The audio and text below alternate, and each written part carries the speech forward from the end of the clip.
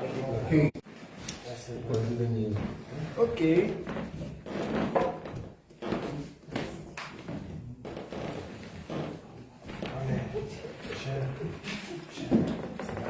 Nous allons commencer dans 30 secondes. Alléluia. Est-ce que tout le monde est prêt pour la formation de ce soir? Oui. C'est la deuxième session et il faut que je parle avec notre couple de collaborateurs pour que comment eux rentrent en scène, quand est-ce qu'ils vont prendre le relais. Ça n'a pas été parlé, mais on va s'en parler. Amen. Alors, gloire à Dieu pour toutes choses. Ce soir, je vais commencer par quelques points pratiques. Je veux savoir ce que vous avez retenu jusqu'à maintenant. C'est bon? Et à partir de là, je vais voir comment je vais me diriger. Là, je dois enlever mon cellulaire ici parce que la game de hockey est commencée. Et samedi, première période, 0-0. On ne va pas savoir c'est quoi. Aucune distraction. On ne va pas savoir. Amen.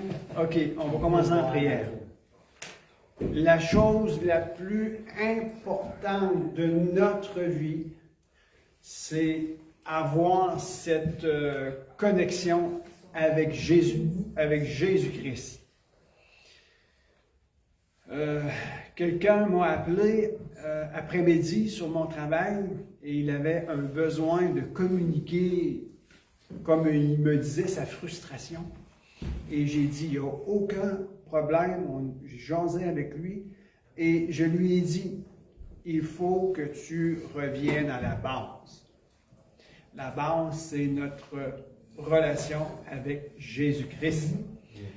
Il avait de la difficulté à comprendre certaines choses. Puis j'ai dit, ce qui s'est passé, c'est qu'on est déformé. Et lorsque nous recevons Christ comme notre sauveur personnel, il s'en vient nous transformer. Et dans la transformation, il nous remet à l'état d'origine. Et il y avait de la difficulté, mais j'ai dit non, prends ça, relax et développe ton intimité avec Jésus-Christ. Amen. Pour développer notre intimité avec Jésus-Christ. J'ai eu une rencontre 2 jours passés avec un frère que j'affectionne énormément dans mon cœur, que j'aime, et la discussion était aussi dans ce sens-là. Revenons à notre intimité avec Jésus. La pensée hébraïque, contrairement à la pensée cartésienne des Grecs, c'est que la pensée hébraïque, c'est circulaire. On revient toujours à la source. On revient toujours à la source. La pensée cartésienne, c'est linéaire. C'est tout le temps comme ça. C'est le raisonnement, c'est toujours comme ça. Mais avec Dieu, c'est cyclique. C'est pour ça qu'il faut connaître les temps et les saisons dans lesquelles nous nous trouvons aujourd'hui. Nous avons un 24 heures et on recommence. On recommence. Mais on recommence pour rentrer dans une plus grande profondeur et de relation, d'intimité avec notre Créateur. Et nous sommes appelés à régner avec Christ. Amen? OK. On va simplement s'offrir à Dieu. Tout simplement, dans la simplicité. Seigneur Jésus, nous te remercions pour cette journée que tu nous as donnée. Les temps passent vite. Les journées passent extrêmement vite. Et parfois, on ne prend même pas le temps de s'arrêter.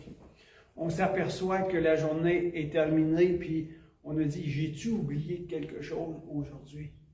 Et on s'aperçoit qu'on a oublié juste de s'arrêter pour dire merci Jésus. Ce soir, prenons le temps de nous arrêter et dire merci Jésus. La reconnaissance. Être reconnaissant. Je suis pleinement reconnaissant. Reconnaissant que Jésus est mon sauveur. Et plus que je vieillis, plus que je m'aperçois que je ne suis rien. Et dans mon cœur, il y a toujours cette révérence dans mon cœur. Et quand je dis merci, Jésus, c'est comme mon esprit s'agenouille en sa présence. Mon esprit s'agenouille en sa présence. Voire même que mes émotions s'apaisent. Et je veux le démontrer d'une façon naturelle. Je veux m'incliner devant mon Seigneur Jésus, devant mon roi, devant mon maître, devant celui qui est tout pour moi. Jésus, on veut t'accueillir ce soir. On veut t'accueillir ce soir d'une façon renouvelée et restaurée. Chaque jour, on peut avoir un dialogue avec toi.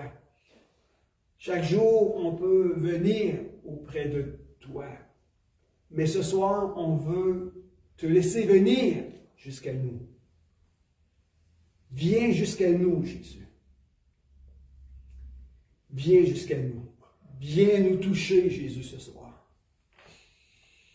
Oh, Jésus, tu connais l'état de l'homme. Tu connais le cœur de l'homme. Tu connais nos manquements, tu connais nos faiblesses. Tu connais tout. Nos tentations, nos faiblesses, nos passions, nos envies, nos luttes, nos incompréhensions. Tu connais tout de nous. Et nous, on veut simplement dire, viens à nous, Jésus. Viens à nous ce soir, Jésus, par ton Saint-Esprit. Que cette atmosphère change, que cette atmosphère soit saturée de ta présence, que toutes les pensées qui s'agitent deviennent tranquilles, que toutes les préoccupations de nos cœurs se taisent, juste pour un moment, pour recevoir plus de lui ce soir. Oh Jésus, on a besoin de toi. Jésus, on a besoin de toi. Viens nous révéler le cœur du Père. Viens nous révéler le cœur, les intentions du Père. Et j'aime à dire ceci. Viens nous révéler les desseins de l'Éternel. Et que le Saint-Esprit vienne dessiner sur nos cœurs la volonté parfaite de notre Dieu.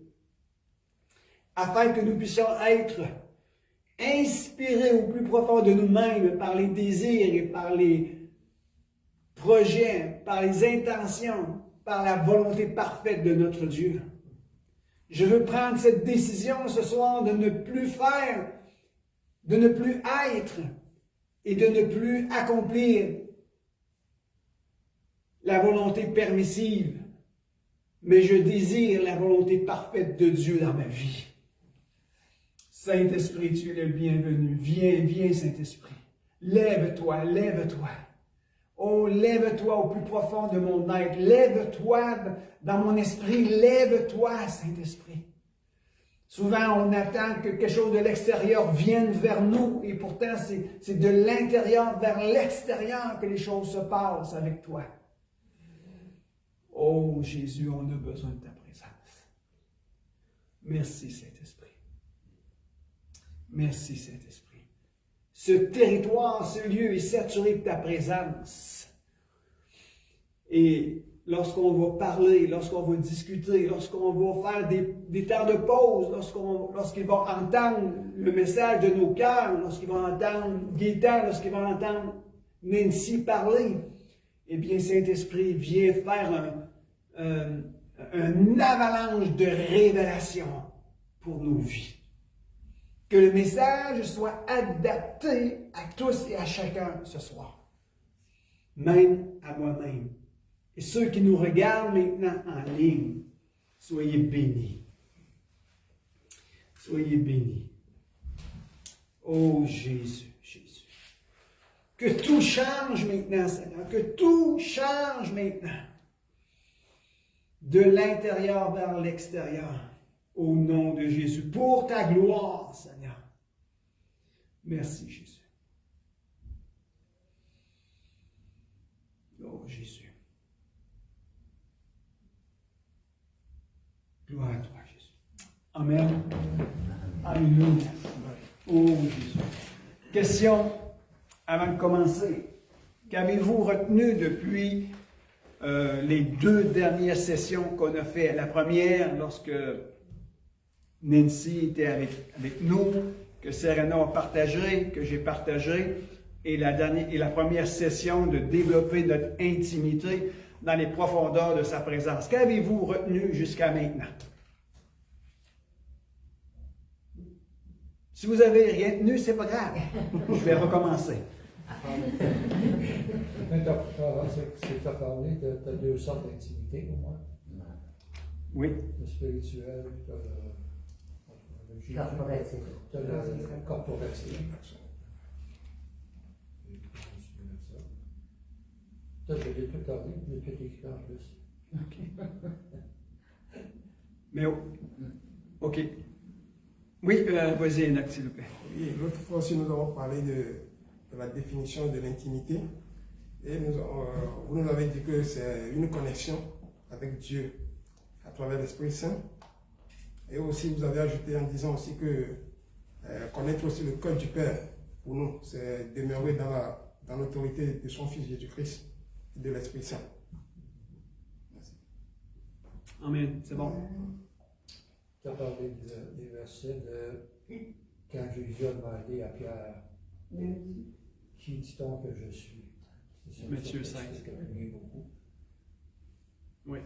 Tu as parlé de révélation. Tu as pris des choses ici que Dieu ne fait jamais rien sans révéler à ses enfants. À ses serviteurs, les prophètes, oui. Ça, il y avait autre chose, Lucifer. C'est bon, c'est bon. Amen. Tu as parlé aussi de la profondeur, Oui. d'aller plus en profondeur pour mieux connaître notre Dieu, pour savoir comment est-ce qu'il nous aime, comment est-ce qu'il nous a tout donné. On a de la misère pour le confesser, mais là, ça peut être des suites, là, mais c'est ça. Aller plus dans la profondeur de Dieu, pour apprendre à connaître notre Dieu et savoir qu'est-ce qu'il a fait pour nous, notre Dieu. On le sait, mais on a de la misère à le vivre. On a de la misère à vivre ces choses-là. Alors, on met des mots là-dessus, mais il n'y a pas juste des mots qu'il faut mettre là-dessus, il y a des actions. Tu as parlé d'action aussi. Il faut actionner cette foi-là qui nous a été donnée, afin d'aller chercher ce que Dieu nous a donné, et ce qui est par amour, parce qu'il nous aime. Amen. C'est bon. Est-ce que... Y avait-tu quelqu'un qui dit quelque chose? Ben moi, ce qui m'a aidé en même temps, c'est quand tu as dit qu'il fallait qu'on se fixe un temps, pour agrandir notre relation, justement, puis qu'elle soit plus en profondeur, tout ça, qu'on se fixe un temps, un lieu. Puis ça, pour moi, ça a eu un sens important parce que tout arrive à un moment donné qu'on oublie, on se dit bon, je vais le faire tantôt, non, je vais le faire tantôt.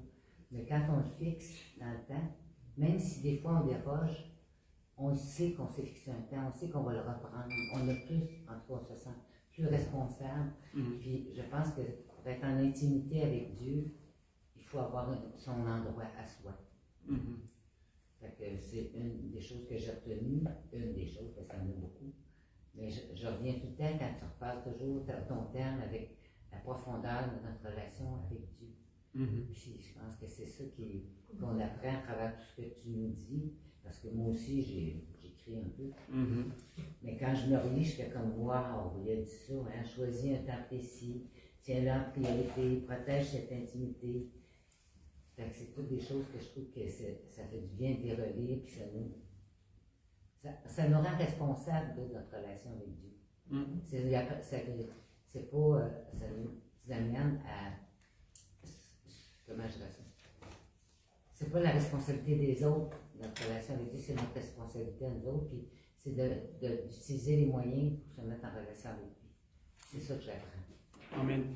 Et ce point-là, c'est pas moi qui l'avais partagé, c'est Nancy. Oui. C'est Alors, bon. Oui. Alors, il faut donner ce qui revient aux autres. Mais je vais en parler un petit peu aussi. Oui, oui. Amen. Est-ce qu'il y avait quelqu'un d'autre ou je lance?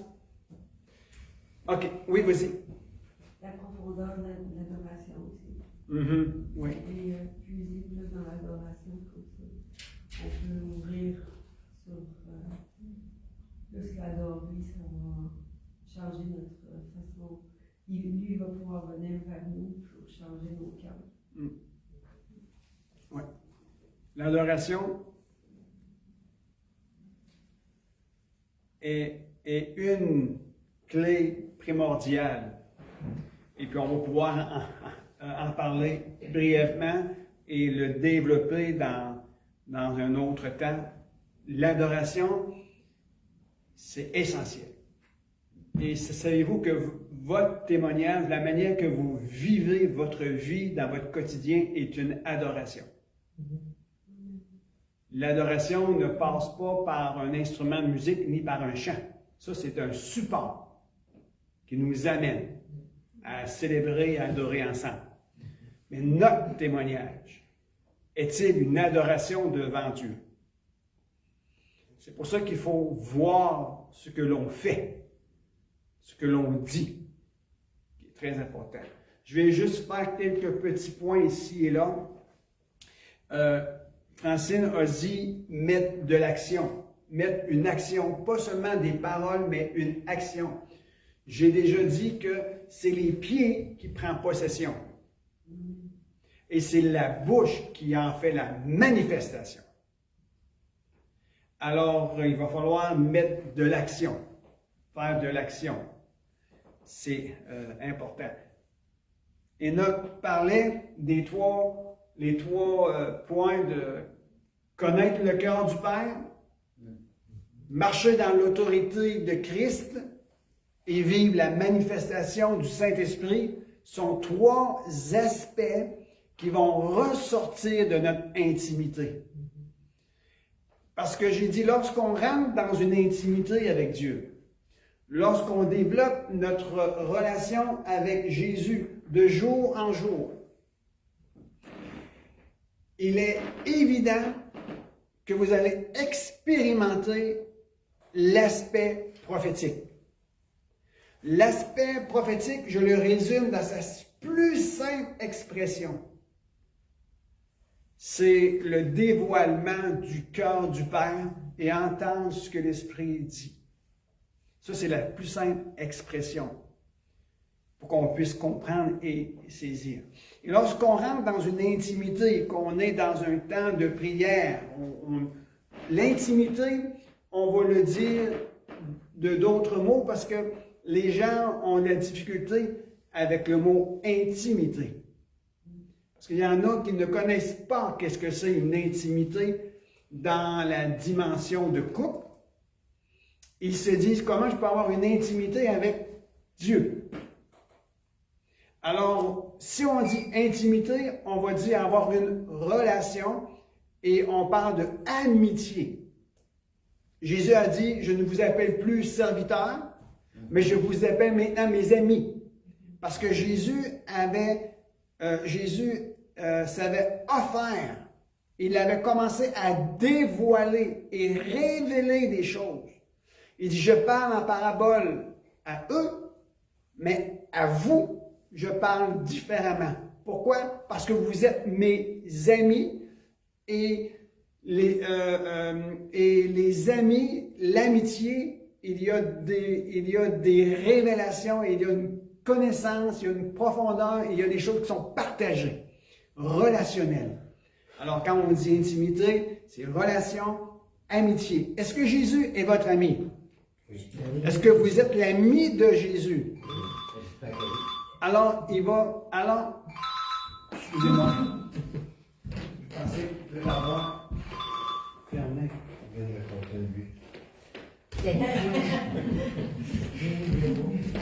Alors, vous savez, des fois, je suis une personne qui éveille les consciences et parfois je suis provocateur. Si vous dites que Jésus est votre ami, si vous êtes l'ami de Jésus, Quelle est la dernière chose que Jésus vous a dit, vous concernant vous, pour vous amener à vivre et à rentrer dans une plus grande manifestation de sa présence autour de vous? Si Jésus est votre ami, eh bien, vous allez monter des marches de l'escalier un peu plus haut. Si Jésus est votre ami et que vous êtes l'ami de Jésus, est-ce que Jésus vous a dit quelque chose qu'il n'a pas dit à personne? Y a-t-il des secrets que Dieu vous a révélés? Est-ce qu'il y a quelque chose que Dieu vous a parlé à propos de vous que vous devez abandonner et changer maintenant? Ok, je referme la parenthèse parce que quand on dit que Jésus est notre ami, quelqu'un a dit responsabilité. Être chrétien et avoir une intimité et une relation avec Jésus, ça nous responsabilise. Et dans l'Église, il y a un manque de responsabilité. Alors cela veut-il dire que Jésus n'est pas tout à fait encore bien consolidé notre ami? Parce que si Jésus serait vraiment notre ami, il y aurait un empressement en nous qui dit « Je veux faire ce que mon ami m'a demandé de faire. Il est celui qui construit l'Ecclésia. Je vais être avec lui pour au moins lui donner des clous quand il va clouter un bardeau. » Est-ce que vous me comprenez? La responsabilité doit se manifester parce que Jésus est mon ami. Et ensemble, on est en partenariat. OK, je ferme la parenthèse. Lorsque Enoch disait connaître le cœur du Père, l'autorité de Christ, la manifestation du Saint-Esprit, lorsqu'on réussit dans notre intimité à connaître le cœur du Père et que cela nous amène à marcher dans l'autorité de Christ qui se manifeste à travers moi, par la manifestation de la présence du Saint-Esprit, nous sommes en train de libérer le royaume de Dieu dans notre communauté. Une façon pour manifester le royaume de Dieu dans notre communauté, c'est premièrement développer notre intimité avec lui et notre intimité corporative ensemble. Et dans cette mesure-là, on commence à connaître le cœur du Père et le Père dit « Va, et je te donne l'autorité de mon Fils qui se manifestera en toi à travers le mouvement du Saint-Esprit que je t'ai donné. » Et là, on établit le royaume de Dieu. Est-ce que vous me suivez? Amen. Alors, c'est pour ça que la pensée hébraïque, c'est on revient au commencement. Il faut que je revienne à mon intimité avec Jésus.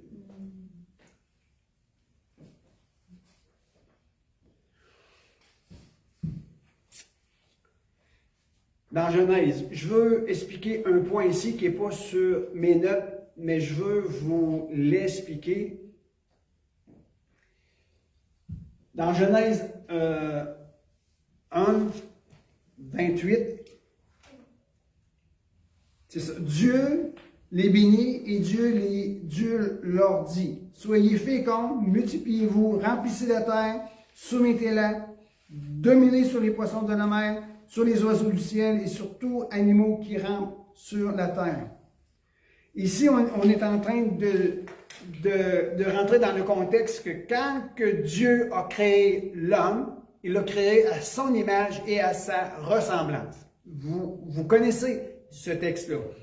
Et Dieu les bénit. Mais le vrai mot, c'est Dieu les barak. Le mot béni, c'est barak.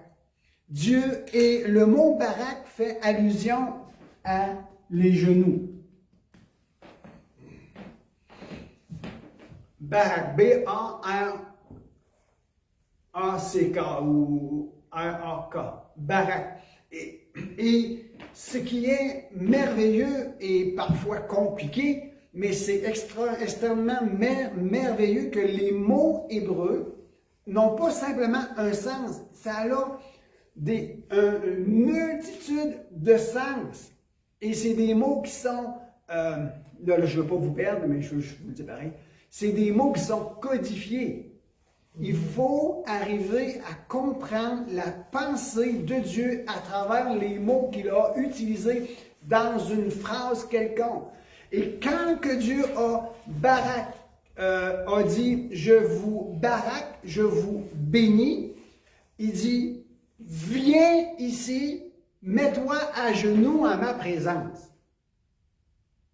Parce que le mot barak fait allusion au genou. Et la première chose que l'Éternel a fait, il n'a pas donné un ordre de mission. Il n'a pas dit allez dominer les 5 mandats dans l'ordre de mission. Il les a premièrement dit viens ici. Viens en ma présence. Je te donne l'opportunité pour que tu puisses recevoir de moi ton identité et un mandat d'exécution sur la terre. Est-ce que vous me suivez? Et savez-vous de quelle manière qu'il l'a fait? Il dit, tu viens ici et tu te mets à genoux devant moi. Ça fait allusion à quoi ça? Ça fait allusion à je rentre en intimité avec lui. Ça fait allusion à la prière. Il dit, tu viens, je te donne l'opportunité de te bénir. Et l'intimité, c'est la bénédiction qui nous est donnée à nous. Et ne cherchez pas aucune autre bénédiction, parce que toutes les bénédictions sont retrouvées dans cette bénédiction-là. Amen.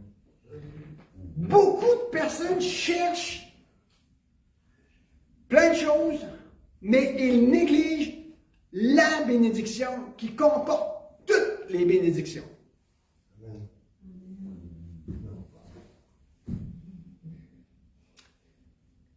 Alors Dieu dit, viens ici, je vais te montrer quelque chose. Il dit, si tu sais comment te tenir devant moi, et que tu ne te laisses pas distraire par l'attraction de ce monde, tu recevras quelque chose au temps opportun.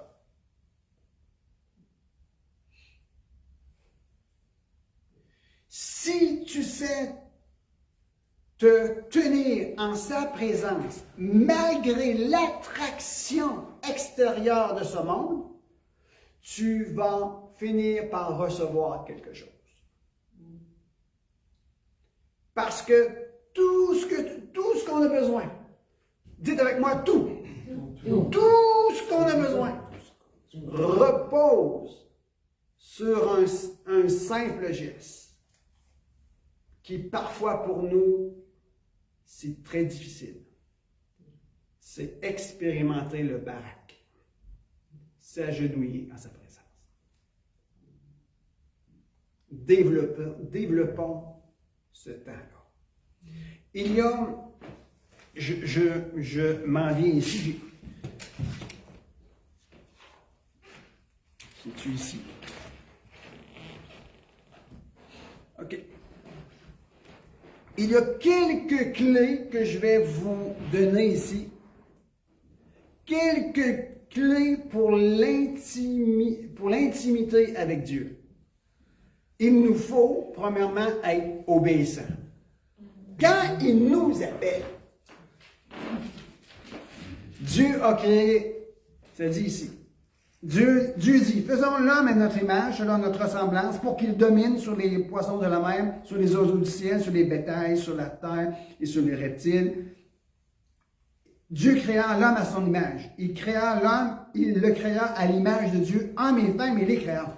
Dieu les bénit. Ça veut dire que Dieu a créé l'homme, la femme, pour qu'ils soient dans sa présence. Voilà. Et pour sa gloire. Dieu les a créés parce qu'il les voulait dans sa présence. Et dès l'instant que l'homme est dans la femme, dans la présence de Dieu, il doit y avoir une révérence devant lui. Vous êtes d'accord avec moi? Révérence, pourquoi? Barak signifie le genou. Un genou. Alors, si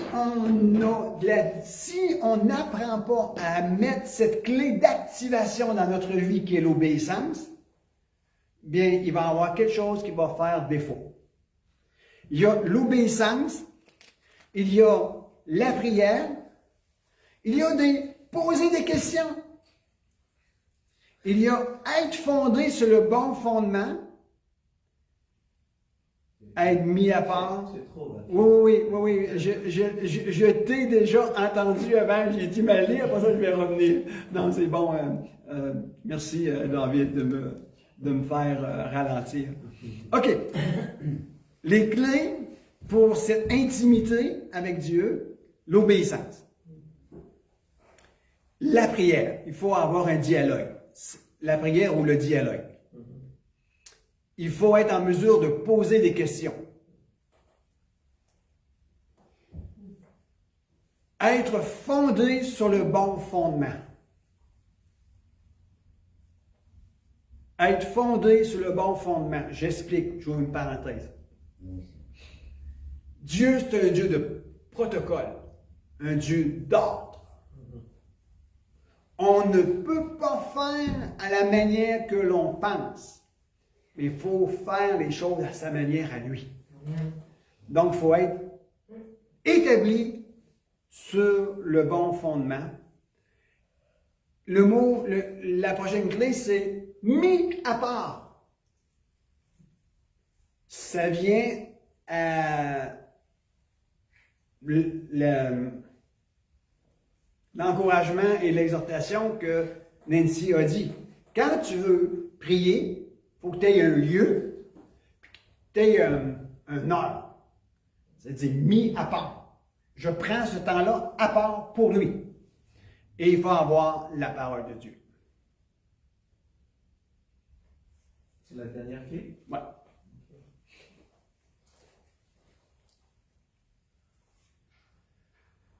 On pourrait expliquer ça, détailler ça un peu plus en détail, mais je pense que simplement en sachant ces choses-là, c'est des clés qui sont de base pour être en intimité avec lui. Je vais aller dans Genèse 3, ça dit au verset 8, puis ça descend, mais là où ce que je veux arriver, c'est que l'Éternel, sur la brise du soir, venait rencontrer Adam et Ève et ils marchaient dans le jardin. Est-ce que c'est vrai? Savez-vous que le mot jardin d'Éden en hébreu signifie être en Christ? Notre jardin d'Éden à nous, c'est notre Messie. Le Gat Éden, le jardin d'Éden, le Gat Éden, il avait une particularité et ça nous fait simplement révéler que nous devons être en Christ Jésus et c'est là que l'Éternel descend pour prendre notre marche avec nous. Est-ce que vous me suivez encore? Donc c'est un lieu? Hein? Tu veux dire c'est un lieu? C'est une personne. C'est une personne et c'est aussi un lieu. Et c'est aussi une atmosphère. C'est aussi c'est une dimension. Alors, si vous voulez être en communion et entendre la voix du Père, il vous faudra développer et être en Christ Jésus. Vous devez être en lui. Non pas en nous, mais il faut être en lui. Et lorsqu'on est en lui, c'est là que l'Éternel vient. Comment on fait pour être en lui? Ouais. Ok, oui, On renonce à nous-mêmes. absolument. C'est ça. On renonce à nous-mêmes. On fait mourir notre chair. Ce n'est plus nous qui vit, ce n'est plus nos passions, nos désirs, mais on se laisse renouveler. On est une nouvelle créature. Notre priorité, c'est Christ. Nous en faisons notre délice. Et lorsqu'on rentre dans cette relation-là, il se passe des choses extraordinaires. Savez-vous? Et aller peut-être un petit peu plus loin, là. Lorsqu'on fait une réelle rencontre d'intimité avec Jésus, c'est là qu'on découvre qui on est dans la chair. Lorsque tu es capable de savoir qui tu es dans la chair, c'est le début de qui tu peux être dans l'esprit. Je le répète. Lorsque tu as une réelle intimité avec Jésus, lorsque tu as une réelle rencontre avec Dieu, et que tu commences à dialoguer avec lui, c'est là que tu commences à savoir qui tu es dans la chair. Et là, tu as de la retenue. Et lorsque tu sais qui tu es dans la chair, c'est alors que tu commences à découvrir qui tu peux être dans l'esprit. Amen. Moïse a dit, il dit non, il dit, envoie quelqu'un d'autre que moi. Parce que quoi, il a fait une réelle expérience. Le buisson ardent. Dieu s'est révélé et il y a eu une relation. Et Dieu était patient avec lui. Et quand il a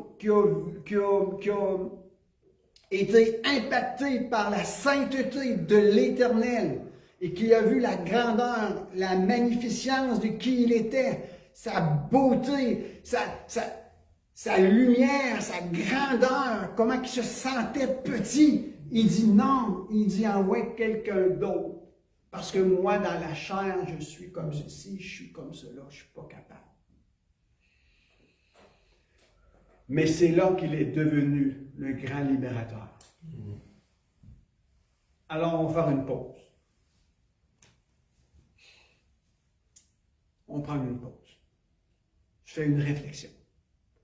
Après cette réflexion-là, je vais laisser la place à notre couple, mon couple à moi. Gaëtan et Nancy, un couple de collaborateurs avec moi et Serena. On va faire une pause. Je vais lancer quelques points de repère ici, simplement pour vous situer un peu. Mais aucune allusion à rien, c'est juste pour qu'on puisse saisir.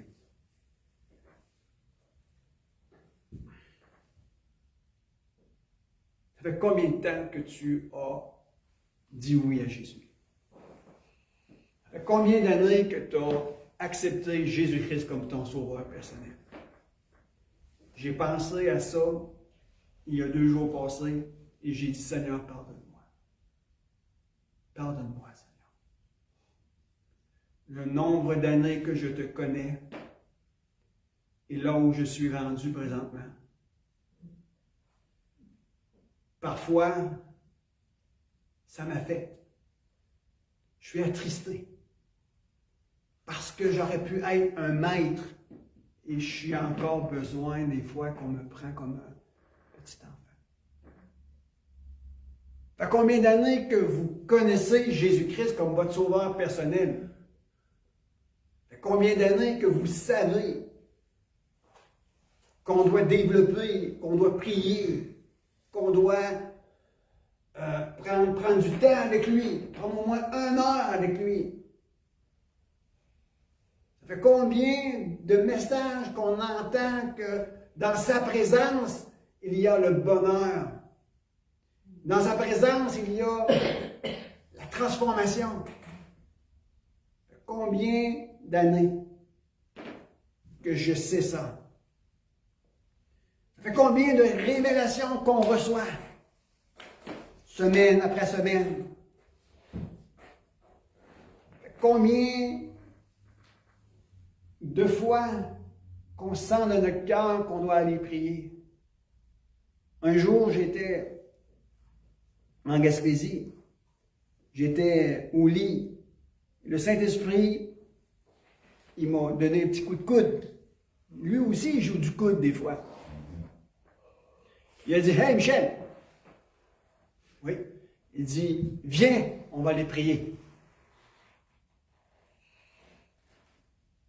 Parce que le Saint-Esprit veut être votre compagnon d'œuvre dans la prière. Et c'est lui qui veut intercéder pour toi. Par des soupirs inexprimables. Nous ne savons pas comment prier, mais il intercède en notre faveur. Romains 8. Alors là, maintenant, faites un bilan de votre vie.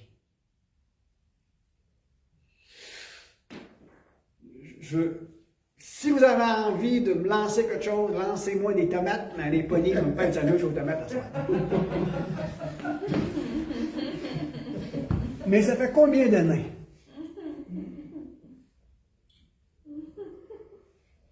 qu'on dit que Jésus est mon Seigneur, Jésus est mon Sauveur, et que on n'a pas encore établi une routine, on n'a pas encore pris notre responsabilité. Regardons nos fruits. Est-ce qu'on a des fruits dignes de notre repentance? Est-ce qu'on a des fruits dignes de notre intimité, de notre relation avec Jésus-Christ? Est-ce que Jésus peut nous dire, comme il a dit à Abraham, mon ami? Quelle est la révélation la plus profonde que le Saint-Esprit t'a donnée pour changer l'état de quelqu'un? Ça vient dans l'intimité. Prenons juste une pause. Oh. Seigneur Jésus.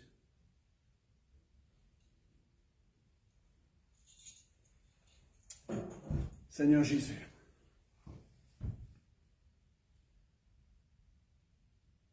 Tu nous as donné la clé.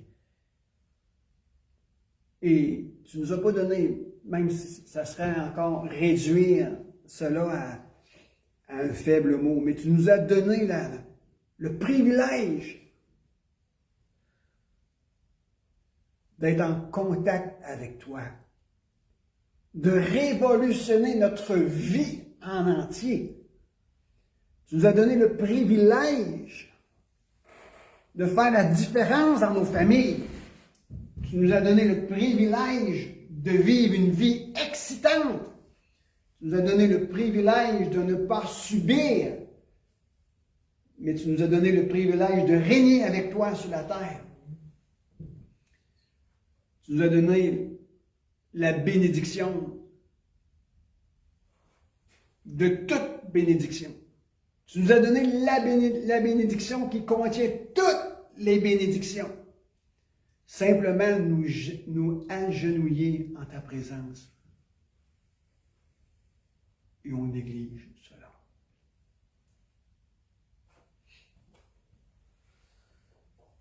Prenez juste un temps et dites, parlez à Jésus.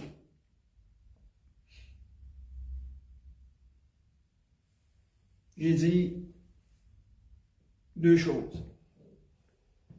Dites des choses à Jésus que vous n'avez jamais dites à personne. Quels sont vos obstacles, vos difficultés, vos problèmes qui vous empêchent de vous régulariser dans vos temps de prière? C'est le temps de lui dire à lui, pas à moi, pas à ton voisin. Tu peux le partager à ton conjoint, à ta conjointe, mais parle-lui. La deuxième chose que j'ai dite, c'est qu'il y a un mensonge qui est dans notre tête. On dit, oui, mais Dieu, il sait tout. Il sait, lui. Oui, Dieu sait tout. Mais il veut que tu lui dises. Il veut te l'entendre dire. Ah, Seigneur, il connaît mon cœur. Seigneur sait. Moi, quand je m'en vais sur mon travail, je prie.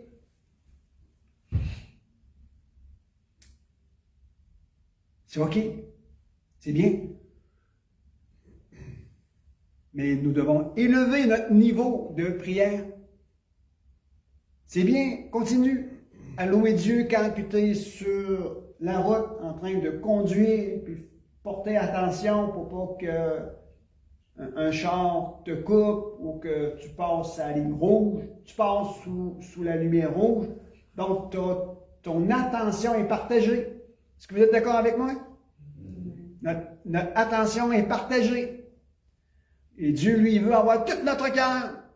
Alors, développe, choisis un temps dans ta chambre. Puis tu dis à ton cellulaire, tu restes là. Il est en pénitence. Dites des choses à Jésus que vous n'avez dites à personne concernant qui vous êtes et vos difficultés dans votre vie de prière. Dites-le à lui. Et même si Dieu sait tout, il veut te l'entendre dire de ta bouche. C'est ça la communion, c'est ça la prière. Si vous faites ça, et que vous dites, Saint-Esprit, saisis-toi de moi. Je t'ai révélé quelque chose que je n'ai point dit à personne. Les difficultés qui sont opérantes dans mon être, maintenant, viens à mon secours. Viens à mon aide. Et là, tu restes dans sa présence. Amen. Ça, c'est mon introduction.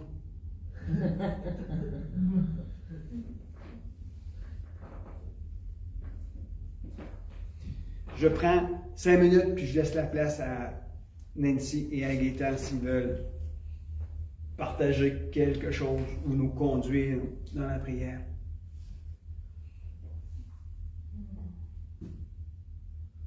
Ça va venir mettre une boucle à ce que je vous partage jusqu'à maintenant.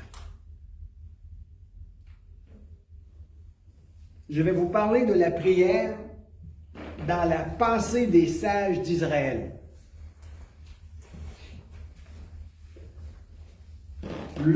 Dans l'hébreu, pour le mot prière, il y en a 9 mots. Il y a 9 mots qui est utilisé pour parler de la prière. Et il y en a un, entre autres, qui fait quelque chose, une révélation et une mise en situation vraiment extraordinaire. Et le mot, c'est Tefila. Tefila, ça signifie le travail du cœur. La prière doit être un travail de cœur. Et le travail de cœur repose sur le fait que parce que mon Dieu d'amour s'est révélé à moi à travers l'œuvre de la croix, de la rédemption, Jésus-Christ à la croix, il m'a ramené à ma position initiale. Et par le Saint-Esprit, l'amour est répandu dans mon cœur. Est-ce Est-ce que je suis encore correct ici? L'amour de Dieu est révélé dans mon cœur par le Saint-Esprit qui m'a été donné et j'ai accès à cela dû au fait de toute l'œuvre de la rédemption de Dieu en Christ Jésus. Il y a quelque chose qui est puissant en toi. Il y a quelque chose qui est... T'es comme un récipient qui contient les merveilles de Dieu en toi. Toute la bonté, toute la gloire, tous les fruits de l'Esprit, ils sont en semence en toi. L'amour de Dieu, elle est en toi. Alors, pour développer le summum ou le succès de l'intimité en Christ Jésus, il doit y avoir un travail de cœur qui se fait. Et le travail de cœur qui doit se faire, c'est que l'homme, la femme, jeune homme, jeune fille, qui sait qu'il est sauvé par grâce et qui vient au pied de Jésus, il doit puiser en lui et faire ressortir cet amour qu'il a reçu de Dieu et le projeter dans sa présence jusqu'à ce qu'il y ait une unité qui se crée. C'est sa responsabilité. Ça devient notre responsabilité. Et on n'est pas sans aucune aide. Le Saint-Esprit vient nous aider. C'est pour ça que ça vient faire un travail de cœur. De toute façon, je vais vous donner un exemple. Vous voulez avoir le meilleur mariage que vous n'avez jamais connu. Qu'est-ce que vous devez faire? Vous allez devoir travailler sur vous et faire ressortir le meilleur pour l'offrir à votre épouse. Ou l'épouse envers son époux, jusqu'à ce qu'il y ait une unité de connexion. Et de là, il y a la possibilité, le plein potentiel d'un épanouissement. Est-ce que vous me suivez encore? Alors, c'est pour ça. La prière, selon les sages, repose sur le mot tefila, qui est l'activité de cœur, qui est le travail de cœur qui s'unit. Il fait tous ses efforts pour s'unir avec son Créateur à travers l'œuvre de Jésus-Christ à la croix, par la puissance du Saint-Esprit qui nous aide. Amen? J'ai fait une tête ce soir. Est-ce que ça va? Il faut juste comprendre et saisir, aller réécouter. Pourtant, allez réécouter, puis laissez le Saint-Esprit vous communiquer ce que vous avez besoin de recevoir à travers ça. Amen.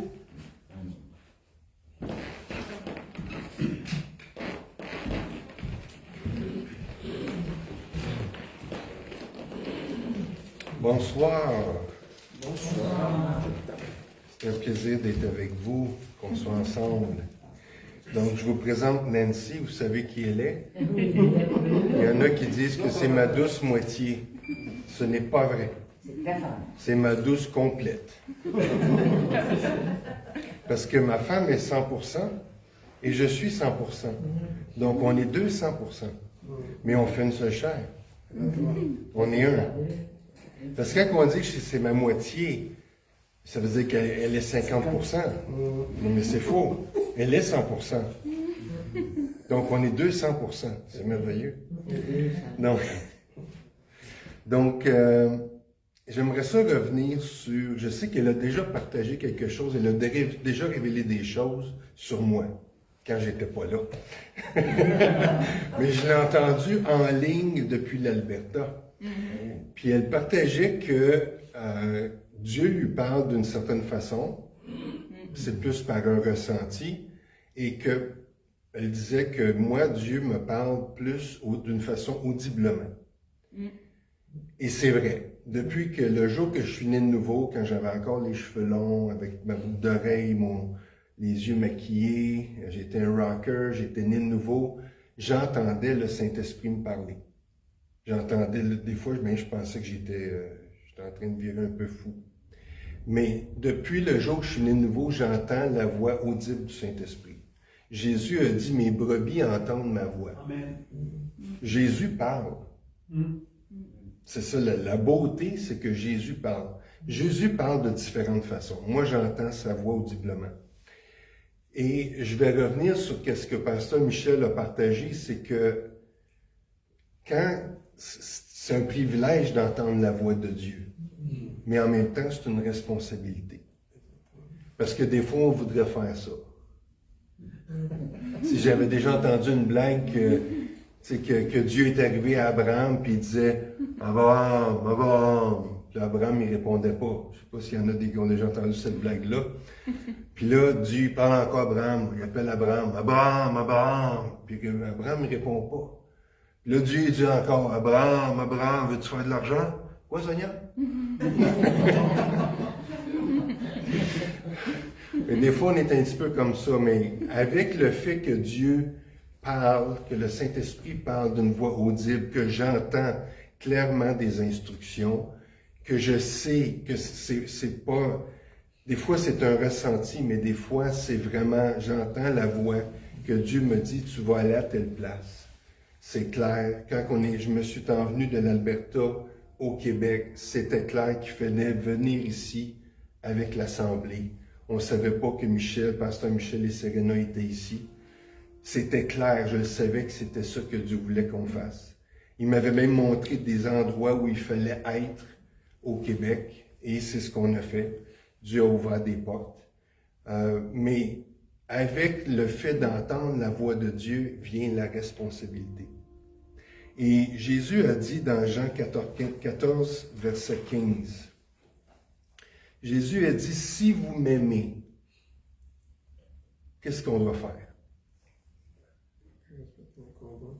Gardez ses commandements. Gardez ses commandements. Donc, notre amour, et le mot aimer en grec, c'est le mot agapéo. C'est l'amour parfait. Parce qu'en grec, il y a 3 sortes d'amour. Il y a l'amour agapéo, qui est l'amour parfait, qui est l'amour de Dieu. Il y a l'amour philéo, qui est l'amour de l'affection, de l'âme. Et il y a l'amour éros, qui est l'amour érotique, le sexe.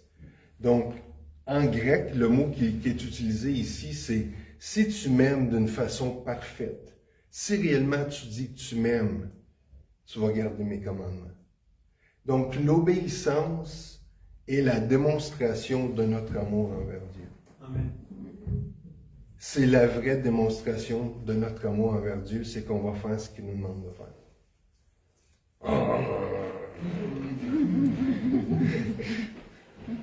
Ah non, pas encore.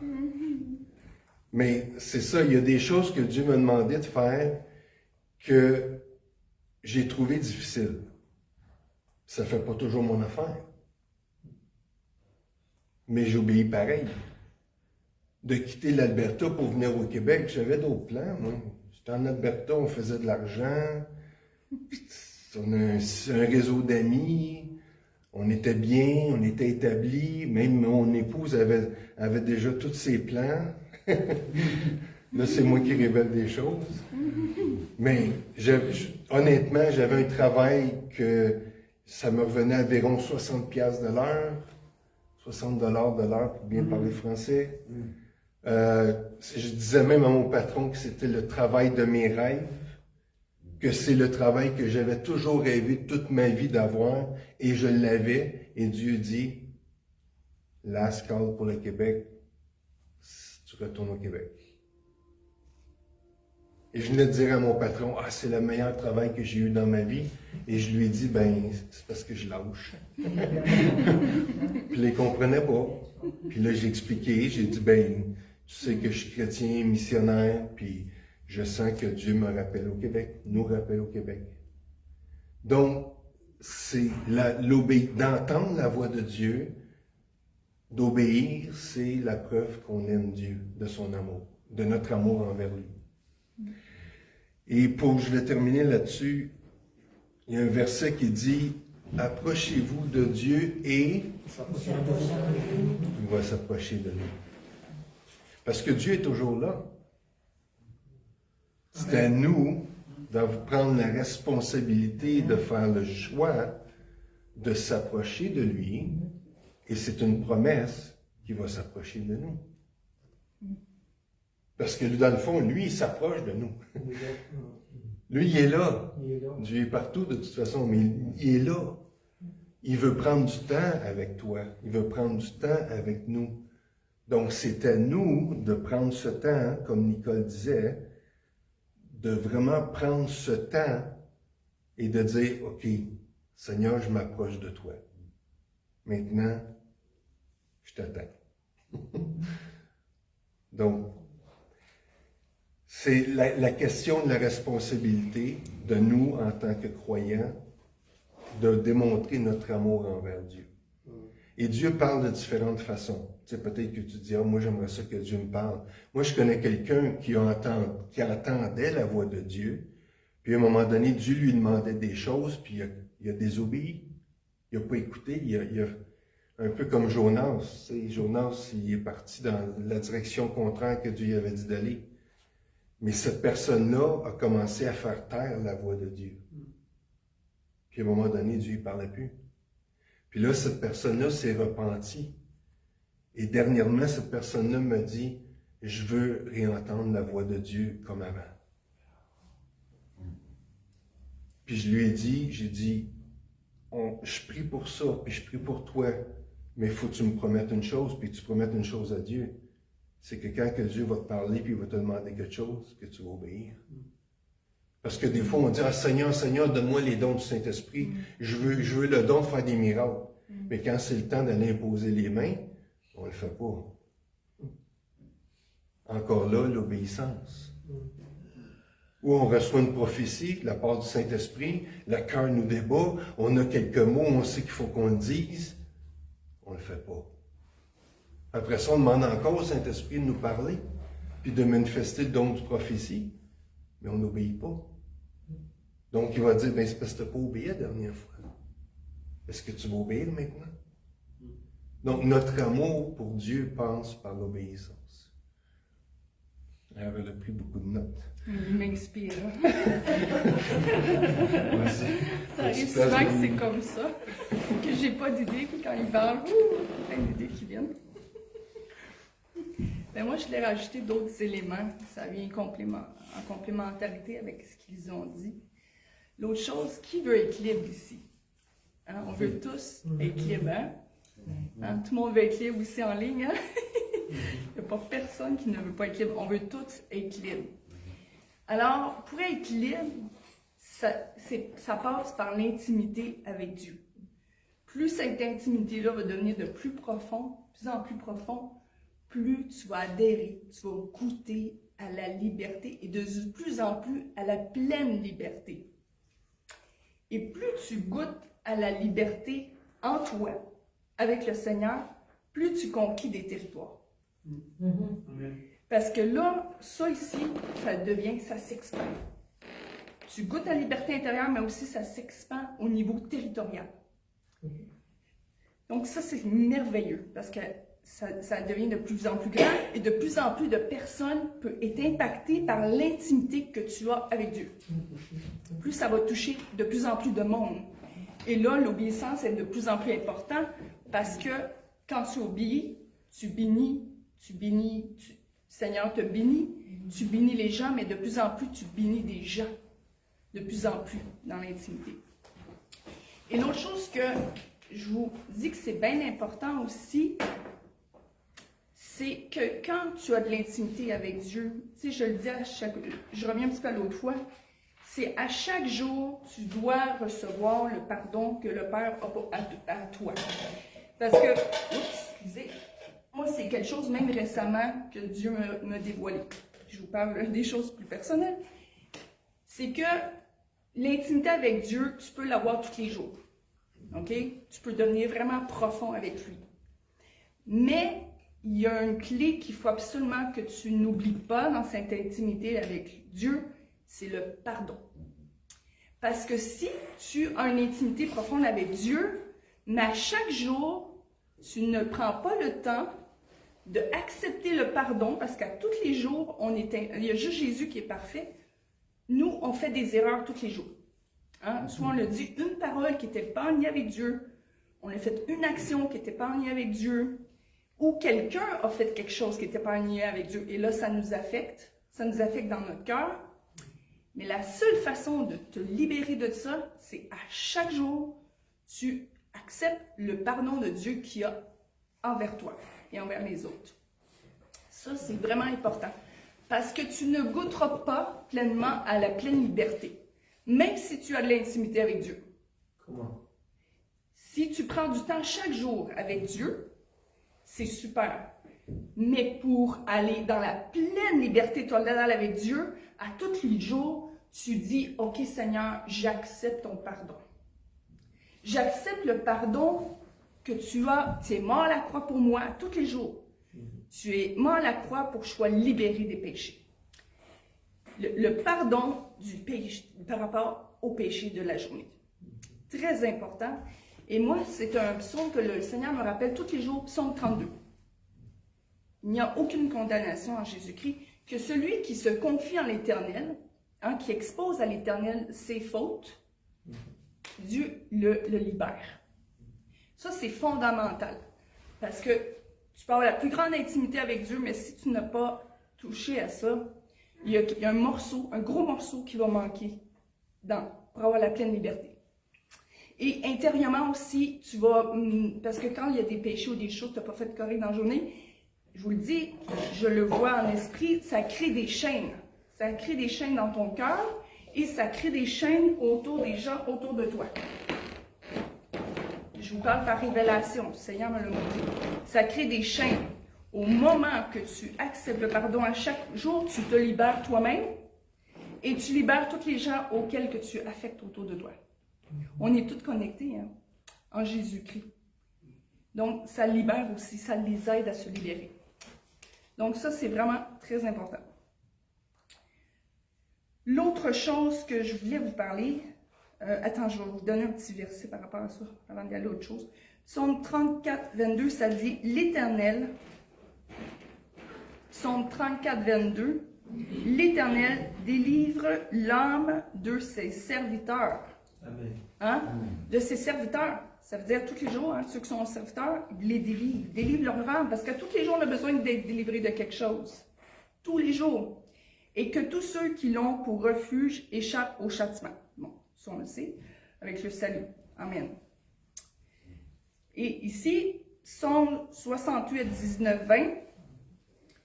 Béni soit le Seigneur chaque jour. Hein, ça revient encore à l'importance de chaque jour.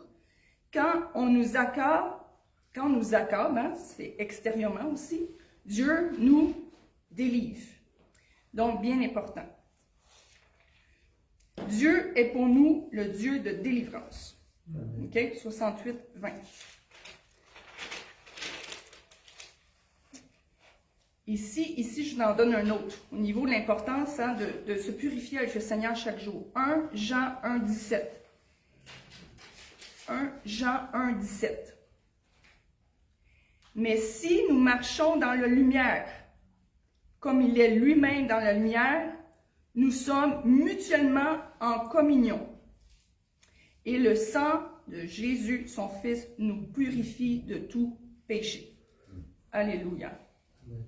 Ça, c'est important, vous allez en profondeur dans ces versets-là. L'importance de la délivrance du péché. Et c'est pas juste pour le péché, c'est la crainte. 1 Jean 4, 18. Donc, vous libérez de la crainte. Là, je donne deux clés. Libérer du péché, mais de la crainte à chaque jour. La crainte la crainte n'est pas dans l'amour. Merci. Mais l'amour, voyons, c'est quelqu'un qui là, L'amour parfait. Parfait bannit la crainte. Merci. L'amour parfait bannit la crainte. Car la crainte Suppose je le sens souvent, et celui qu'on craint n'est pas parfait dans l'amour. Donc, quand tu as de la crainte dans ton cœur, tu n'es pas parfaitement dans l'amour. Oh, ça, c'est intéressant, hein? Si tu as de la crainte dans ton cœur, c'est parce qu'il y a quelque chose qui manque de confiance en Dieu. N'est-ce pas? Oui. C'est quoi le verset? Oui, ça, excuse-moi. 1 Jean 4, 18. 1 Jean 4, 18. Donc, ça, c'est important à y réfléchir. Ça dit bien ici, là. Si tu as de la crainte dans ton cœur, tu n'as pas un amour parfait. Donc, tu dis, Seigneur, montre-moi pourquoi je n'ai pas un amour parfait. Montre-moi les craintes. Qu'est-ce qui bloque entre toi et moi pour que j'ai un amour parfait avec toi, pour que j'ai une confiance parfaite? Ça, c'est un exercice que je vous appelle à faire. C'est quoi qui bloque? C'est quoi ces craintes? Là, je vais toucher un autre thème qui n'est pas évident parce qu'on est humain et on a des émotions. Maintenant, se confier à Dieu. OK, à tous les jours, on vit toutes sortes de choses. On vit des frustrations, on vit, je sais pas, des sortes d'émotions de toutes les sortes. Hein. Dans le quotidien, ça va pas toujours comment. On peut vivre des déceptions, des peines, de la colère. On vit toutes sortes de choses qui ne vont pas nécessairement comme on aimerait. Hein? Ça fait partie de la vie. Hein? Mais là, je vous appelle à quelque chose avec Dieu, un exercice à faire. Ça dit bien qu'il faut se confier en l'Éternel. Hein? Ça dit, OK, Psaume 118.8. Psaume 118.8. Mieux vaut chercher un refuge en l'Éternel que de se confier en l'homme. Mais ça influe les émotions. Donc, si tu vis quelque chose durant ta journée, moi, je te conseille de plus en plus à confier ces émotions-là au Seigneur. Parce qu'il a une puissance de confier tes émotions au Seigneur. Plus tu vas faire ça, au lieu de te plaindre à ton frère ou ta sœur de ta journée, ou des frustrations, des déceptions de ta journée, des peines et tout ça, plus tu prends tout ça et tu le mets au pied de la croix, comme Jésus a mis toutes ses souffrances avec son Père, plus tu vas voir la gloire de Dieu se manifester dans ta vie.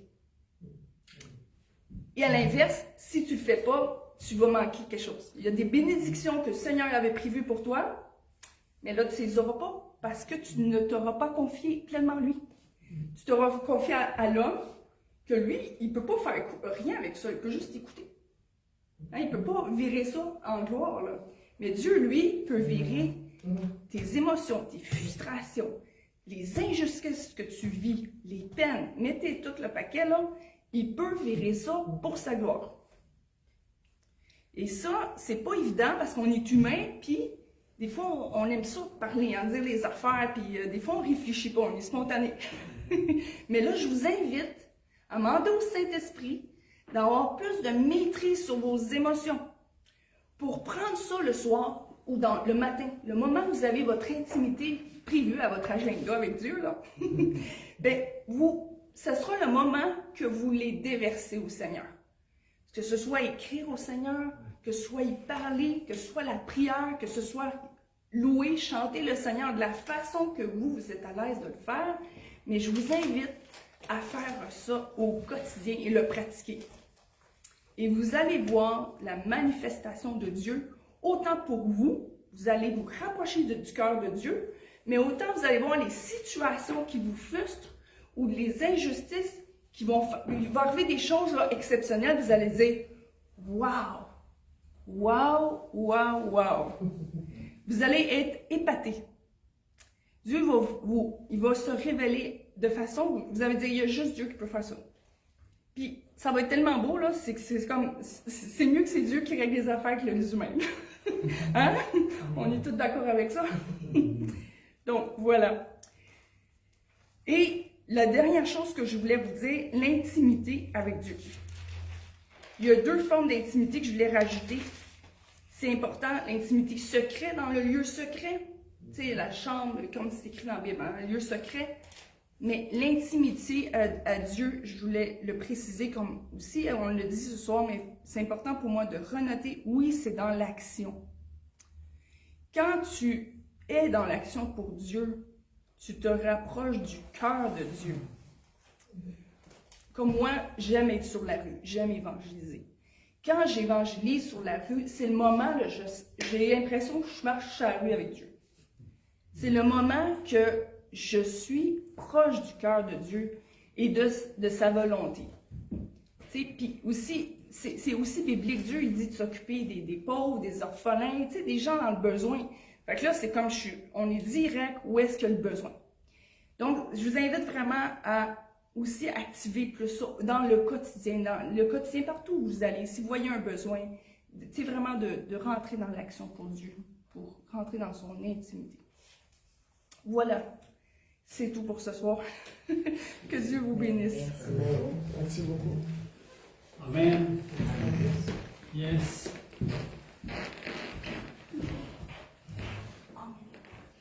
C'est enrichissant. Il est temps, ici, on dit des bonnes choses. Vraiment de bonnes choses. Je vais prendre 2 minutes pour vous poser une question. Sur quel territoire êtes-vous? Voyez-vous, le texte de base, c'est Matthieu 16. Jésus marche, il arrive sur un territoire, rentre en dialogue avec ses disciples, et de là ressort une révélation puissante, magistrale. Et de là, il se crée une dynamique du divin avec l'humain. L'intimité, la proximité. Mais il était sur un territoire. Mais vous, maintenant, votre cœur, votre vie, vos pensées, sur quel territoire êtes-vous? Je vais le dire d'une autre façon. Qu'est-ce qui vous préoccupe tellement? Qu'est-ce qui prend toute la place maintenant qui vous empêche de recevoir une parole de ton Seigneur? Quel est l'état de ton cœur? Quel est l'état de ton cœur maintenant? Parce que ça vient jouer toute chose. Ça affecte même ton intimité avec Dieu, ta relation avec Dieu, ta relation avec les autres. Si tu ne reconnais pas sur quel territoire tu te trouves maintenant. Jésus a amené ses disciples sur un territoire. Il a commencé à parler. Il a attiré leur attention et les a positionnés et les a travaillés pour qu'ils puissent être prêts à recevoir une parole. Est-ce que vous comprenez ce que je suis en train de vous dire? Alors nous, qu'est-ce qui te préoccupe tellement? Qu'est-ce que tu fais dans ta vie qui prend toute la place, qui t'empêche juste d'être en position d'entendre ton merveilleux Sauveur? Gaétan, il l'a dit. Mes brebis entendent ma voix, je les connais et ils me suivent. Quel est l'état de ton cœur maintenant? Quel est l'état de ton cœur? Tu te promènes sur quel territoire? Qu'est-ce qui t'affecte? Qu'est-ce qui te préoccupe? Nancy, elle le disait. Elle dit, on est humain, on vit des frustrations, on vit ci, on vit ça.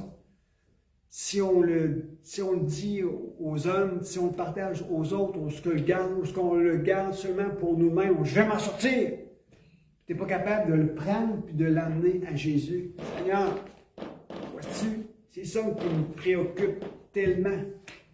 Je me suis rendu compte, je termine avec ça, je me suis rendu compte qu'il y avait une pensée qui gardait toute mon attention.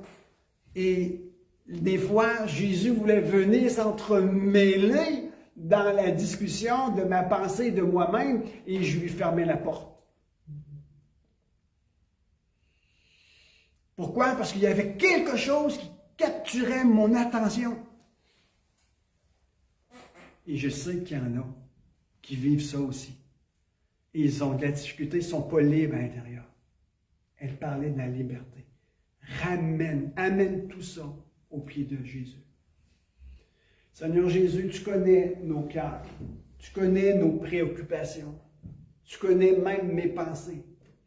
Tu sais même parfois, Seigneur, je marche sur un chemin où la ruse du diable côtoie ma route pour essayer de me faire distraire, me faire chuter, venir empiler sur mon temps que j'avais consacré à donner à Jésus.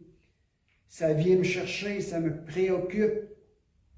Il y a des choses que je pense, puis je ne suis pas capable de contrôler.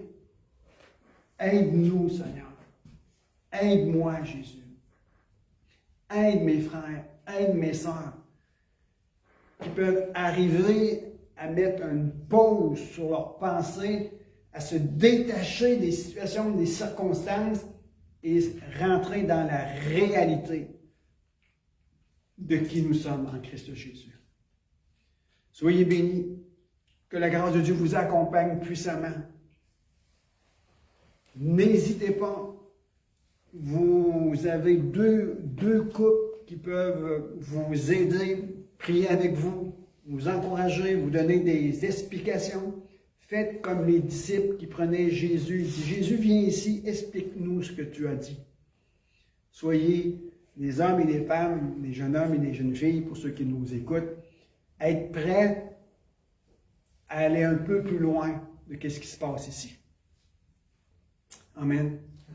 On vous dit dans 2 semaines, soyez bénis. On peut faire la prière de bénédiction? Oui. Dans Nombre 6. Dans Nombre 6, chapitre 6, verset 23.